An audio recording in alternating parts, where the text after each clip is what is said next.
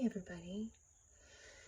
This is sort of a different video. I've been friends with Yvonne for almost a decade, and I know a lot about her in conversation, but haven't truly experienced much of what she's told me about that she's experienced with other people. And so 3 days before surgery, it happened. And we've had lots of conversations about it and thought that it would be something really valuable to share. It's very vulnerable to share with whoever, instead of it just being between us. But we wanted to sort of have a conversation where another person could come in and listen and maybe find something of value for themselves in it, because we figured it out together and it turned out pretty good. So we wanted to share that. So purpose of this, and we'll come back to this as well, is this is in general an example of conflict resolution. But for us and how it functioned, it is really an example of how valuable it is for two people to work internally versus externally. Especially, it's valuable in a conflict situation.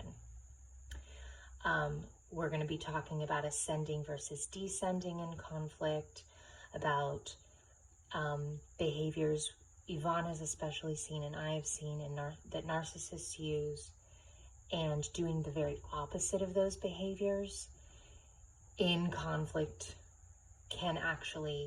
could potentially give you a really good outcome versus using what narcissists use. So gonna be a little bit of sharing, questions, answers, sharing both of our sides, and seeing if anything good comes out of it. Just conversation, interview, quasi podcast. You ready? I am. Okay. Where do you want to start? Do you want to start with ascending versus descending? You want to start with internal, external? Do you want to start with narcissist behaviors versus the opposite of those? Where does this story begin? Well, you know me well enough to know that when I am in my safe spot, I want nothing more than to give people the freedom to be who they are. So I'm going to let you choose where you want to go with the conversation. Okay.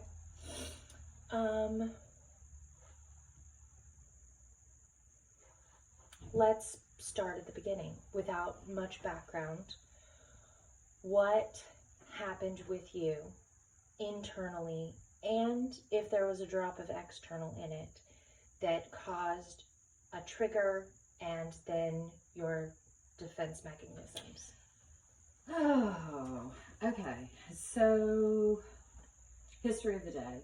In the morning, I had left.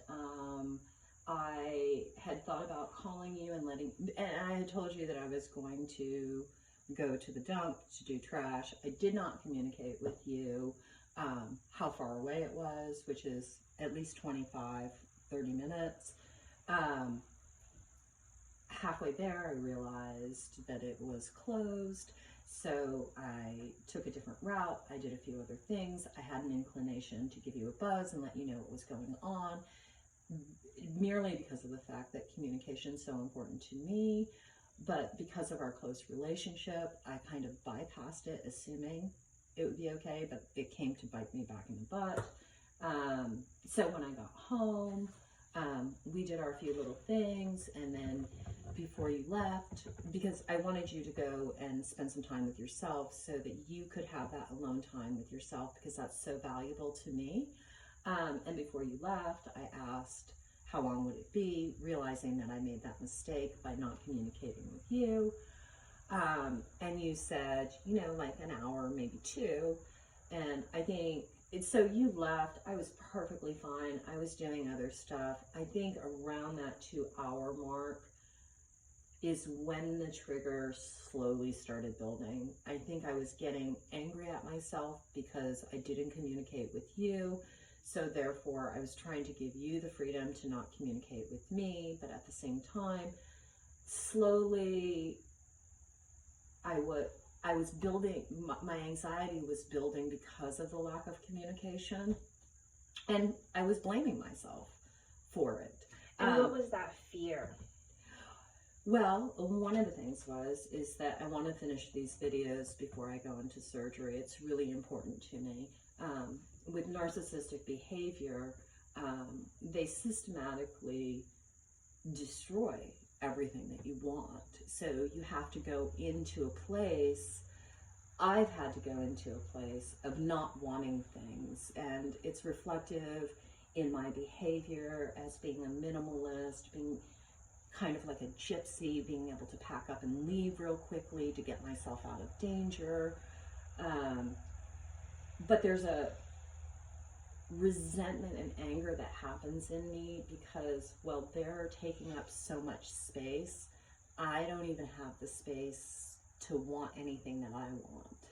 So that's where the trigger was coming from. So it's multiple experiences that are in my brain that even a little thing that is not bad. I mean, I love you and our relationship is super trusting, but even something like that can escalate to such a high degree because it's not just the experience that I'm in the moment. Had none of those other experiences happened before, I am most certain I would have been so cool and chill with it. But because one of the other things that happens in narcissistic relationships is that you become hyper vigilant about your external world. So you become very aware of what other people are doing, and you're doing that as a form of trying to protect yourself, either by creating a situation where it doesn't happen, or taking on the responsibility of their emotions to simmer it so that you don't have to deal with the conflict.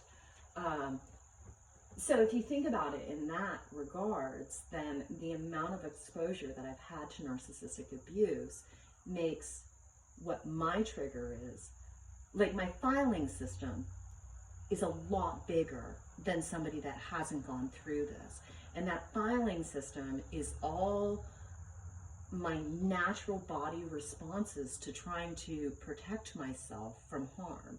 So was that heightening of the trigger appropriate in that moment for that circumstance? Absolutely not. Is it a normal function within my body that I have to cope with and deal with all the time? Yes.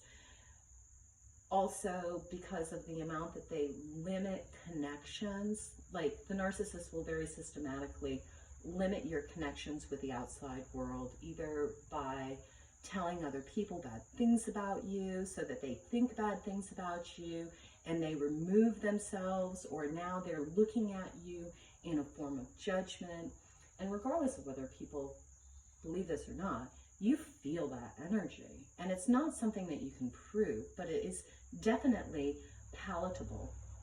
But for the victim, it makes you understand and realize that what you feel is not valuable. It's not even worth being acknowledged, but quite in reverse, that not only now do you have to be responsible for somebody else's behavior, you have to be responsible for your own as well. And that is so much emotional pressure for me, that these triggers are really kind of things that I can't control happening, but I can apply methods that help me to deal with them better. So okay, so your anxiety was building in this fear of, I've had past experiences where I'm not allowed to want what I want.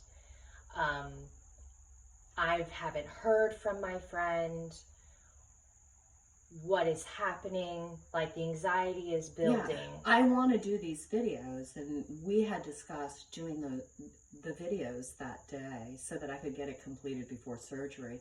So that was a want that I had for myself. And what I've learned about my own wants, just to explain this more clearly, is that if I let go of what I want, then I no longer have expectations. So my ability to let go of people and things is extremely high. And you've known me long enough to know how many people have gone by the wayside with me as a result of me not being able to communicate what I want, or me feeling like they don't care about me because it's all about them. Yeah. So. Okay, so then I'm driving back. It's been about 2.5 hours, and you call me and you say, "Hey, when are you coming back?" And I said, "I'm 3 minutes away." Yep. And you hung up the phone. I did, and I will admit that in that moment, there was passive aggressiveness in me. And passive aggressiveness is something that narcissists do. And sometimes you learn things as defense mechanisms that are not healthy, and they're very harmful. But it's a pattern of communication because that's the way the narcissist communicates. So I'm actually have to give myself forgiveness for doing that. But at the same time, I have to take responsibility. And I hope that I've done that with you by apologizing to you that if you perceive that as passive aggressive, it definitely was, because my goal is that not only do I learn to trust myself, but that by being vulnerable, I allow you to trust yourself. Okay, so then just sequence of events. I walk in the door, I put stuff down, you're not in the room, and then you come in the room and I try to start talking with you about like, oh, I bought these things, I bought these groceries, and you grab your keys and you say, I need to leave. I'm gonna leave, I'll be back. And then walked out the door and shut the door. Right. So then I immediately felt the energy of that it was off, that you're upset. That's as far as I could go. You're upset. How high was that negative energy that was created in that moment for you? It was at a 10 immediately. Right. So you felt very not safe. I knew for sure something was wrong, and because of my past experiences, I immediately was blaming myself. So I'm triggered in the, what did you do wrong, right? And then my defense mechanisms begin of, I didn't do anything wrong. I don't want to walk on eggshells. What did I do wrong? What the fuck is going on? I don't like this. I was just doing my thing. You know, all those like protect. Right. So then I start getting busy with something else and begin to think through what's going on and realize that I'm starting to take things very personally, that your actions of walking and shutting the door behind you at me, right? That's how I took it. Yeah, that's okay. That was all to hurt me. So I go, oh, we've had conversations about taking things personally, where we've just talked in general about people taking things personally, or we have talked about, you've told me stories about other people in your life taking things personally. So then that clicks in my head. So in the conversations that we had, just to give the listeners an opportunity to understand it, what has been my grievance about people taking things personally? Like when I'm having these in-depth conversations with my very best friend with the most loving heart, what have I been vulnerable enough to share with you in regards to why taking it personally pisses me off? In the moments when you are trying to deal with your own emotions and whatever is going on with you. What you don't want to then step into that space is the need or expectation of you to take care of someone else's feelings and emotions. Bingo. Because Yeah. yours are so big and need your full attention in order for you to not hurt someone else. Right. That's absolutely necessary for you to prevent yourself from hurting someone. And then you also don't want to have to take care of somebody else's feelings, because then it invalidates yours. You have to refocus all of your attention on someone else, and they become the most important thing in the room. And you get demoted, right? Yeah, absolutely. And I think it's interesting, if I throw this in, is that you had mentioned that you know me well enough to know that I don't want to hurt people. Mm-hmm. But, and I've often shown throughout our very long relationship how I do that. And I think I've mentioned it before, like my ability to detach and just pick up and leave. So that's a flight defense mechanism. That is my go-to defense mechanism for sure. If I don't want to hurt you, then I'm going to leave so I don't hurt you. And if I'm in the middle of a trigger, I'm going to leave in an angry state because I'm accepting and trying to love my own anger the best that I can with the limited skills that I have. Yeah. So I was thinking through this, knowing you're probably coming back very soon. And I was like, oh, maybe this really doesn't have anything to do with you. And with me or with you? Yeah, excuse me. Maybe this doesn't have anything to do with me. Maybe it does, but let's set my defenses aside for a moment and let you explain to me whatever's going on, instead of immediately assuming you are mad at me and now I'm in trouble, right? And that you have to defend yourself from me. Right. So I set that aside, and it wasn't very long until you came back and we started talking. And the short of it is, you weren't ready to start talking yet. I wasn't. And I went into, let me fix it. I want to fix it. I want to help fix it.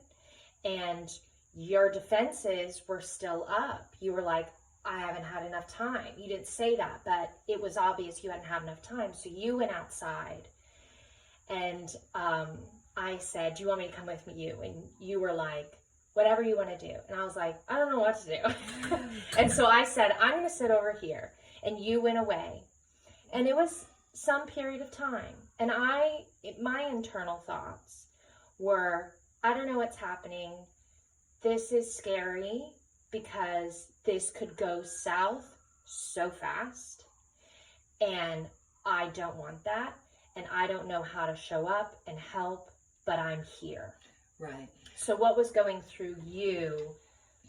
You don't have to get into full details, but how was the transition of coming back, having a conversation, not being ready? So when I left, and I'm so aware of this, I have a very large energy. I was talking to our friend Trixie, and she was like, I love the way you walk. It's so confident and cocky. And that's not anything that I try to do. And it's definitely not something like I'm proud of. It's just part of who I am. But it makes me realize that my energy is big to begin with because of all this conflict that I deal with. So when I left, I knew I was leaving you with a huge energy of anger. Because I was upset that you had taken so much time, and I said that I was just going to go and come back, even though I wasn't ready to come back. I wanted to care for you, even though it was completely inappropriate, because when I'm in a trigger, I don't have the ability to bring that down fast enough. I really need that time alone to acknowledge my own feelings, to get into a calm state, to be able to integrate, okay, what just happened with you internally, and with me internally, what just happened with me? Why are you so angry? Where is the expectation that you need to address? And how do you descend that defense mechanism to get you into a neutral place so that you can, so like when I'm in a defense mechanism, the reason I said, I don't care, do what you want to do, is because where I was at, that trigger is about my opinion not mattering, my wants, my needs not mattering. So when I'm in defense mode, it is going to come across as like, I don't, fuck you. Yeah, exactly. Like, why the fuck are you asking me now? You didn't care before, like it doesn't matter now. And it's such a bad response, but I think it's such a normal human response. It is in that high emotional state. Yeah. Yeah, and I don't think that I'm the only one that does it. Definitely not. But I think because I'm so animated and my filing system is so big and it's so easy for me to trigger, and the fact that I haven't ever been able to, I mean, we've known each other for almost a decade, and you have never experienced one of my triggers because in person, yeah, like not even you've had a trigger with someone else. No, you've experienced those with me. In conversations where I'm states away over the phone and you've already But you've never visually felt it. Felt it, exactly. Either with about me or in relation to me or in relation to someone else. I haven't been present for that. Yeah, like exactly what it feels like. So I don't know where I was going with that. So my thought was, you're very internal about, I'm in trigger, I'm super high, I need to descend, but you were also thinking externally about me. Absolutely. So that's the drop of, where do you want your balance set? You want to be on the internal side more, that's healthy. But there can be drops of external. Yeah, and my external response to you is fear-based. So the majority of external responses that we have to other people is fear-based. Even though what I'm saying is that I was caring about you by coming back sooner so that we could hurry up and resolve this, because I'm very understanding of my energy and how uncomfortable it can be. And I don't want somebody to be in that space, right? But I tried to address it too soon, because I do need to be able to go from high defense mechanisms, descend so that I'm neutral. And the descending process is really about decreasing distance. So had I come back and I just let my anger rage, you and I wouldn't even be friends right now. It would be nasty and ugly. Yeah, because that would have triggered then me, my history, my filing system, my and now defense we've got mechanisms. Two people that aren't caring about what the other person's going through. So there is an element of care. But what I wanted to share is the element of care that I have for you is fear-based, because of how many relationships have been ruined in my life by this isolation, smear campaigns, triangulation. My biggest fear is not having you in my life. So out of fear, I'm stepping into a place where I'm not comfortable being with you, which is huge for me, because I think for the most part in our friendship, I have protected you from that. And I know that protection because I do it with other people in regards to emotionally quarantining myself so that I don't, like, if I don't exist, whatever they feel, whatever they're going through is theirs. I'm not adding to it. So, like, when we're close like we are now, I'm very aware that I can add to your emotional pressure, even though my emotional pressure is an extreme high. But the most logical thing to do is for me to decrease my defense mechanisms so that I'm neutral. So instead of me increasing distance because it's uncomfortable, which is normal and natural when somebody feels threatened, my goal is, let's decrease the distance so that we can get closer and understand each other. So anyways, yeah, when I said that to you, probably not the coolest thing, but I'm in a trigger. Yeah. I have to have the ability to forgive myself for making mistakes. Yeah. It's definitely something that I can work on in the future, but working on it in the future doesn't mean that I wouldn't say it again if I was in that situation. Working on it in the future means that, you know what, instead of taking care of Esther, go get as calm as you can get so that you can come back. And if there is an escalation in defense mechanisms with you, then I'm in a sounder mind to be able to help you de-escalate instead of adding more pressure to you. Mm-hmm. Okay. Yeah, so then you went away, and I was like, I don't know what to do, so I'm going to stay right here. I'm just going to be here, and I know she can handle things. Like, I didn't connect all the dots, but there was just this, like, the best thing that I can do right now is sit here because I kind of don't want to be in her energy right now. Amen, sister. When So take care of your freaking self. She's going to go over there and we'll figure it out, you know? And so I thought something that was so beautiful that you mentioned in our conversation that we're leading up to was that I was sitting on the stoop of your house, just like on fucking Instagram, you know? Because that was my way of like focusing on something else. Yeah. And beautiful distraction. Yeah, you said, way to take care of yourself. You said later, because you walked up to the house to grab something and go back, and I opened the door for you. Yeah. And you had a conscious thought when you saw me sitting there on my phone. What was that? And I'm probably gonna cry right now because this doesn't happen often with me. Oftentimes I just get a defense mechanism. But there was an acknowledgement that you weren't going anywhere, that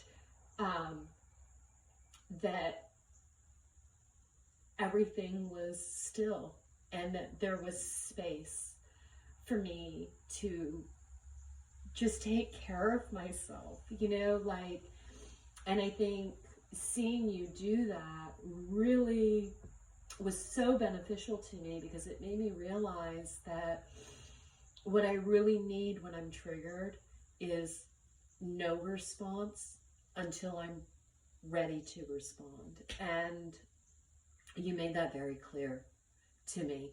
And, you know, because of what I've been through, I have a consistent amount of doubt within inside of myself with most people who I interact with, and especially with strangers, that they will not have that ability. And I've seen it enough times to know that many people can't do what you did. So I do want to take the time to tell you how beautiful and how strong that quality is, and never, never, never let anybody take that away from you, because that was so incredibly healing for me. I think too, like, I don't know if this resonates for you, but my doing that completely unconsciously, absolutely, you know, was a way of me saying, you're not too much for me. Yes, yes. You're not, this isn't it's too like, much. In the middle of my storm, you were the still waters. Yeah. And seeing that contrast, like, so whether we realize it or not, I think we, by being who we really are, have this ability to inspire people. And in that moment, in the middle of my storm, you inspired me with the still waters, if that makes sense. Okay, so then you came back inside, and you said, basically, I want to talk. I need you to not take these things personally. It may be hard for you to hear, but I want to talk through it. And I took a big deep breath and I sat on the couch and I just breathed because I was like, I can handle this shit. I can do this. My warrior I can friend. be here for her. The energy's different. She's not coming at me. How different was the energy? I mean, did it feel like I had split personalities? No, because I didn't ever feel like, even the first time when you came in, I didn't feel like you were coming after me. It felt confused and torrential. The second time you came in, it was like, I've collected my thoughts. Okay.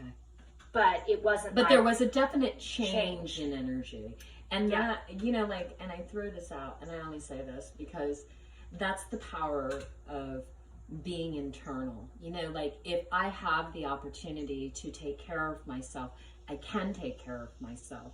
When we had the first conversation when I came in, I understand that need for you to assist me to get to a better spot. But in that moment, because my defense mechanisms are high, I can't integrate any of that. You know, like, I'm not ready for it. But if I'm given the space, which can look very passive aggressive to somebody, like, oh my God, she's totally ghosting me right in front of me. And it can feel very uncomfortable because it does look aggressive. But I think that there's a big difference between somebody that is internally trying to take care of themselves versus somebody that is externally trying to change the situation for their benefit by projecting what they feel as shame and blame on the other person. In this conflict, did you ever hear me shame or blame you for what you were feeling? No. What, in the initial conversation, I felt a lot of pushback when I was offering solutions and you were like, can't. There was pushback there. So in the second conversation, I really understood that you didn't need to hear that from me, right? Right. So that's why I was like, oh, that's really unhelpful. Because I got like a negative response when I was like, how about do this? And you were like, I'm not. I was like, okay, she doesn't need that. Well, and it's not that I don't appreciate somebody trying to do that. And if I was a different person and I didn't have this huge history of narcissistic abuse, that might very well be a very welcomed response to me. But what narcissistic abuse does is it makes you doubt everything that you feel and everything that you're doing. And it very systematically deteriorates your trust in any relationship. So here's the example. You know, when my husband passed away, my mom, I was sad. I was crying all the time. I wasn't happy. I didn't really feel any meaning in life. There was a lot of stuff that was happening. And my mom was trying so hard to make me happy. She was trying to fix me. This is the mentality that I have about fixing, because fixing is a trigger for me as well, which people sometimes don't understand. The narcissist wants to control your behavior by instigating emotional responses, negative emotional responses, because if you respond negatively to them, it almost validates their negative behavior, because now they can say, oh, see, you're just like me, and I'm allowed to be this way, and I'm stronger at being this way. So it has quite this effect on you as an individual, as I can't do anything type thing, you know, like I'm not even allowed to feel what I feel. So when somebody comes at me and they're trying to fix me, it very much feels like that same, even though it's not, that same kind of manipulation, as if there's something wrong with me that I need to take care of, and there's nothing else to it. It's all my responsibility again. So yeah, when somebody is coming at me saying, fix it this way or fix it that way, or you're not allowed to feel this, or you're not allowed to feel that, you're not allowed to have this thought, and that doesn't line up with my thoughts. I can't do it. Yeah. And that is one of the reasons why I have worked so hard on becoming internal, is because I now know and understand I am allowed to have my own feelings. I am allowed to have my own thought processes. I am allowed to have my own behaviors.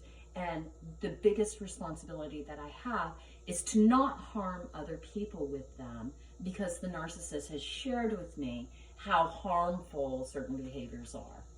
Bingo.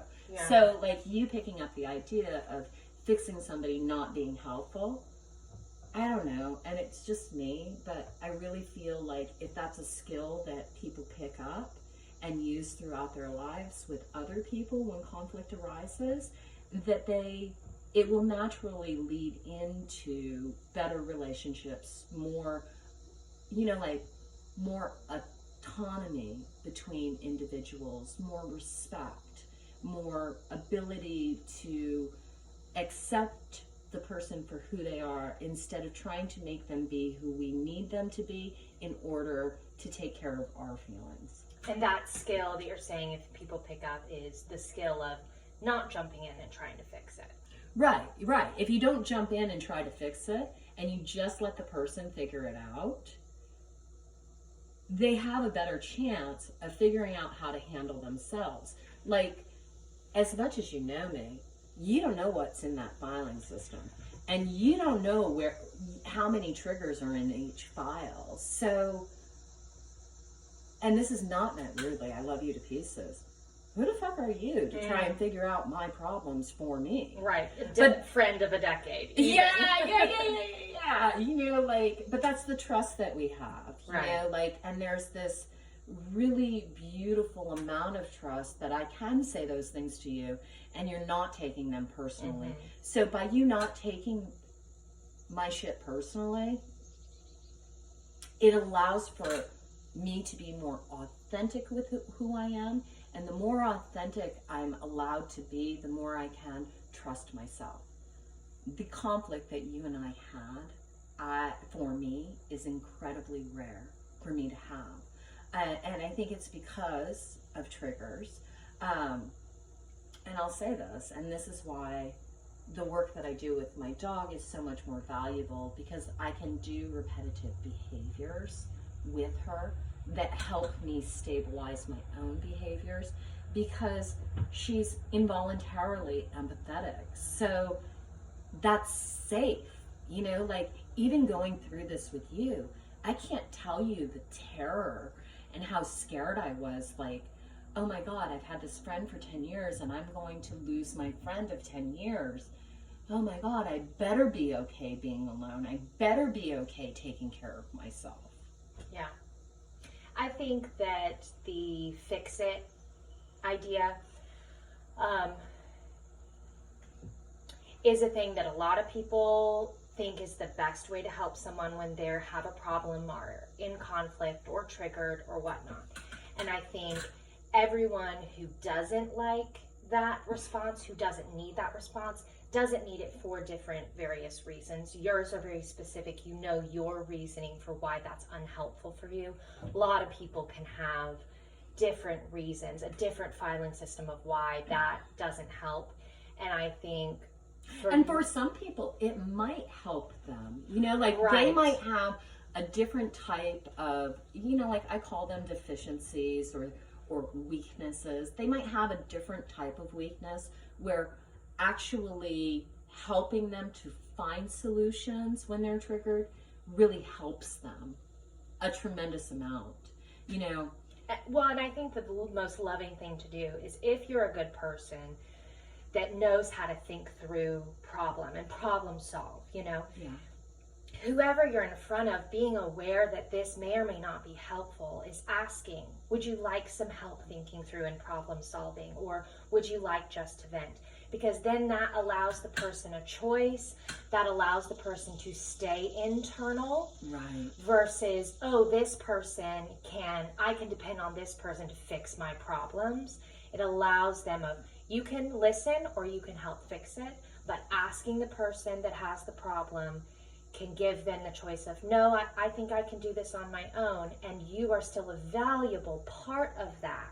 Yeah, through your ability to guide them when they do ask for assistance. You don't have to, I don't have to know with you specifically why helping you fix or problem solve isn't good for you. It's helpful to know those things. Right. But I should have asked versus just jumped in. But you know what, and I will say this, I could have asked, let's say. Is helping is a very natural response for someone that is not comfortable with sadness or anger or those things, because by helping, it's almost like you're serving yourself, because you're doing something to make a behavior that allows you to make it go away. You know, like, so, and I don't think people do it that way. I mean, I think that they're offering it as help, but I don't think that they're ever acknowledging, am I helping this person for who that person is, or am I helping myself to make these negative feelings and emotions that this person's having go away? Right. The other thing that you mentioned is, I love the idea of you asking, because that's one of the things that I say over and over and over again with my dog. When I'm doing behaviors with her, it's imperative that I ask her. And I'm asking her because for two reasons. One, I want her to be able to make a choice. But two, I need to know that I'm okay with her making my choice or her making her own choice. And when you dig into dog training, predominantly it's about the dog making your choice and compliance to that. So do you see the associations that I kind of make with dog training? And, you know, like, they're very subtle, and I don't think people are aware of it, but I think that they definitely are palatable and they're there.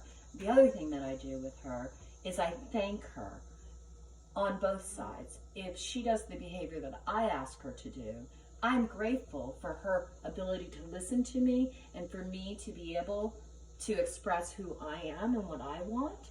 But if she doesn't do it for me, then I too am grateful for that, because now I understand what she wants. And now I have a view that's more honest of her, as opposed to me constantly trying to imprint her with what I want and creating this kind of codependent response that she has to give me in order to have a positive outcome. Yeah. Okay, so you came in, we had a conversation. You functioned internally, I functioned internally. You descended out of to a calmer space. Through that, you took care of yourself. I was dealing with myself internally. You were dealing with yourself internally. Then we came back and had a really long conversation. Yeah. And what I want to do is go through what you've written down of in the previous video that I did. Right. Like what we did. So what is something that narcissists do, right? And what we're going to do is you're going to read something that narcissists do, and then the opposite of what narcissists do, and did we exhibit that opposite reciprocally to each other? All right. In our resolution conversation. Absolutely. Yeah, because this is checking our integrity in regards to not what the behavior is, but the reasons and the how-tos of the behavior. Let's pull this video together in care of the listeners if we can. So the narcissistic skills in their toolbox, the first one, actually, I want to do it the other way, because I really want to focus on the good stuff first, because I think the bad stuff really is an afterthought, and more of the focus should be on the good. A non-narcissistic behavior would be to not force emotions. Okay, so in our resolution conversation, do you feel like that I said anything or acted in a way that forced you Absolutely to have not. an emotion? and you didn't do that to me. So in our resolution conversation, what we are communicating, what I was trying to communicate, even in my just listening, was I didn't want to force an emotion with you. Right. You didn't want to pick up a traditional narcissistic behavior. And not that you know anything about narcissistic behavior, but you understand it as a behavior that's healthier. The next one, taking responsibility. In that conversation, without a doubt, I feel like both of us, not only did I step into 100%, I was passive aggressive here. My response was higher than it should have been. You know, how do you feel? Are your feelings okay? I feel like we both did that. Yeah, because you came in speaking, not coming at me like you did this and you did that. You said, this is where I'm at, this is what's going on with me, these were my fears, extremely vulnerable. Do you remember what I did when I first came in? Do you remember me asking you? Yeah, you were say, like, look, I'm ready to, no, not that part. I'm like, I'm ready to have a conversation. If you want to pick up the phone and call somebody that's not involved in this and have a conversation about it, I'm totally cool with that. That was actually, and it's probably such a weird thing for somebody to say, you know, like, if you want to go shit talk me, go ahead, go get it out of your system, because then when we come back, we're just going to get real honest and close. And that whole response is a result of triangulation, because oftentimes with narcissistic behavior, they will give information to one party without ever getting the victim's side of it. So I've used their bad behavior to create a good behavior that hopefully was helpful to you. Well, and I was going, what are you talking about? I want to hear from you. Yeah, exactly. You know? So one of the things that happened is because you were speaking about you are staying internal, even though you're communicating with another person who's living with you right now. Yeah. This is what's going on with me. That gave me space to stay internal myself and reflect, what could I have done differently that would have helped, not that it's my responsibility, that would have helped my friend stay out of a trigger? What did I do that may have inadvertently caused fear and anxiety in you? Yeah, and one of the things that you ask and say, what could I have done? And you would have said, this was actually really helpful. Well, and what did I say to you is that, you know, like, just next time check in with me. And what I thought was so interesting is you had a gut feeling of checking in with me, but didn't act on that gut feeling because of my previous behavior. And if you remember me talking about it, when I didn't contact you, what I did was give you permission to do that with me. So that was like totally my bad. So now we both are going to communicate when we have those gut feelings to communicate. And I was convicted that, oh, you didn't live up to your own expectations I didn't live up to my own expectations of myself in being a communicative, caring, check-in friend. And you were mimicking. Right. And I was like, but what's great is you didn't force that conclusion on me. You say, next time you better fucking check in. You know, it was my own internal conclusion and my own internal conviction, because there was space in between us for us each individually to stay internal. Right. And I'll bet you anything, and because I pay attention to this with my dog when I'm working with her, is that when somebody gives you a choice to decide for yourself, your attitude towards it is much more willing, as opposed to somebody telling you have to do something, which totally makes sense. All right, next one. one. All right, acknowledging feelings and beliefs that creates safe places of vulnerability. Yeah, like your feelings matter. How you feel right now is valid. Yeah, and your feelings matter so much to me. There's nothing I want to do to harm your psyche. And that was evident this morning when I woke up, and one of the first things I asked you was, I didn't harm your psyche. You didn't take anything as an all or never, always or never thing. Because like, I really want you to have your own feelings and your own independent thoughts of it. And I know that my that I can influence that, and I don't want to influence it in a way that will take away from the beauty of your life. And that, in acknowledging feelings, is good but difficult to not take those things personally, because Right. your feelings could easily have been, I'm frustrated with you Yes. that you didn't check in with me. And if I take that on personally, it gets really, really muddy waters. And instead I could say, those feelings are valid. How can I honor myself and support my friend? Exactly. So now you move into the place of an internal person operating with an external person, because anybody that takes their emotions and projects it onto another human being is operating externally. So an internal person resolving conflict with an external person is much harder. And that's where, like, number 1 and number 3 go hand in hand of where you don't project feelings. Bingo. We validate them. Acknowledge them. Them. Yeah. Because I don't want you to validate my feelings. I just want you to know that they, yeah. Because I hear you. Yeah, exactly. What is that thing in that movie?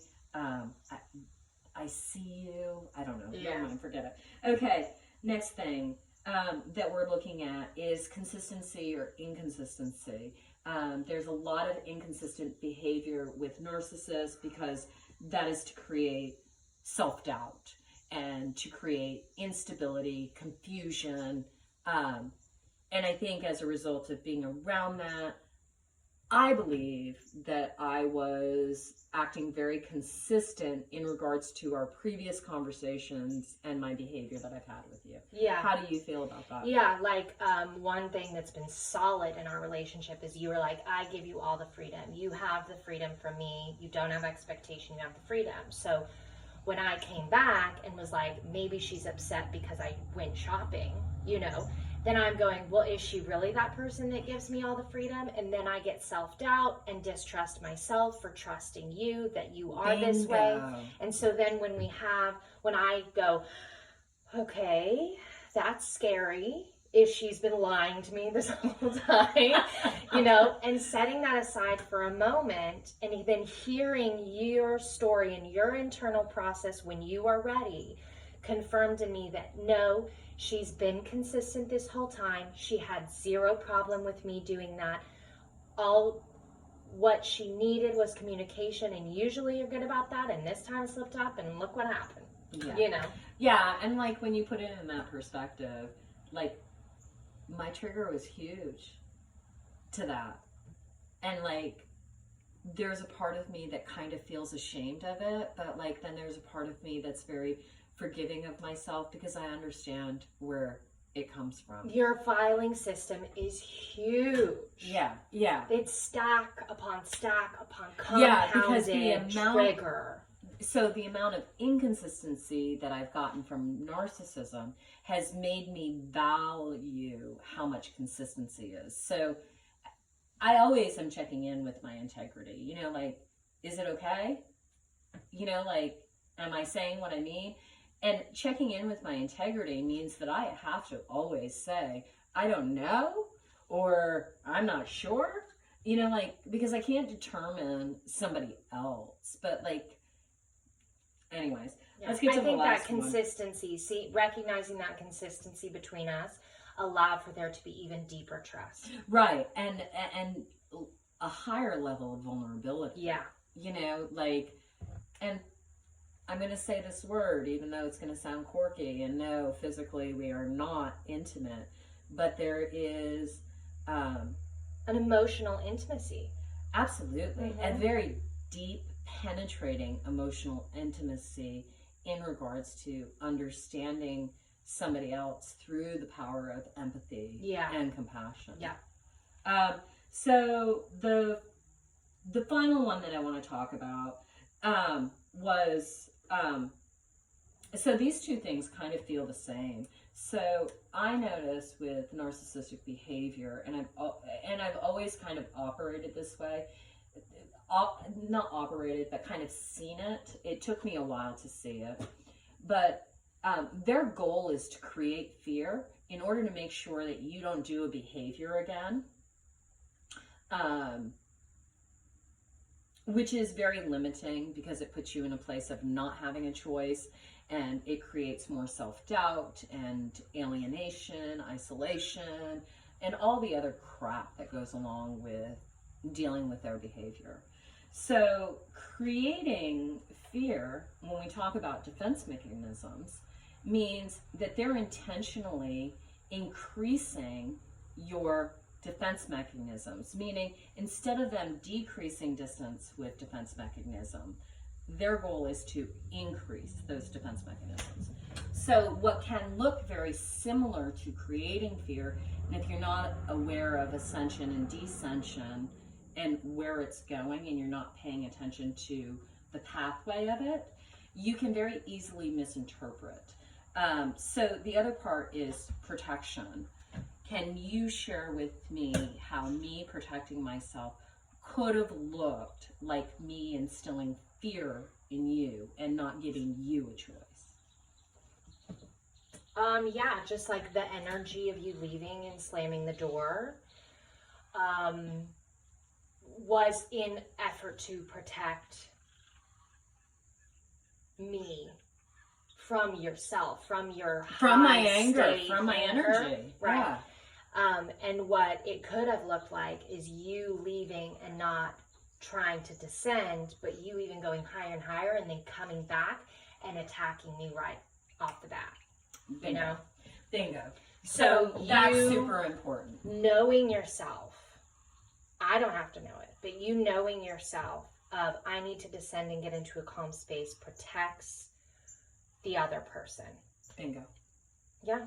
So that's our conversation of like conflict resolution, and that we both hadn't had an experience like that, and dealing with triggers, ascension, descension, and how we truly need to have a more empathetic attitude about handling ourselves in the midst of other people, and really kind of pulling in the reins on ourselves by the power of being internal. I'm not the greatest at it. I hope that I can build this skill with my triggers where I never really even go up the ladder because I know myself well enough to not go there and not share it with somebody else. But my girlfriend Esther, she's a freaking trooper, strongest woman I know, and she's 28 years old, and man, I'm just saying, I just think she's rock solid. It is a rare experience for me to meet somebody who has the capacity to address themselves on an internal basis. And that's just based on my experiences. I'm sure there are plenty of internal people out there. I just don't have an opportunity to meet a lot of them. So, anyways. yeah, there it is. I freaking love you. I love You're you too. awesome.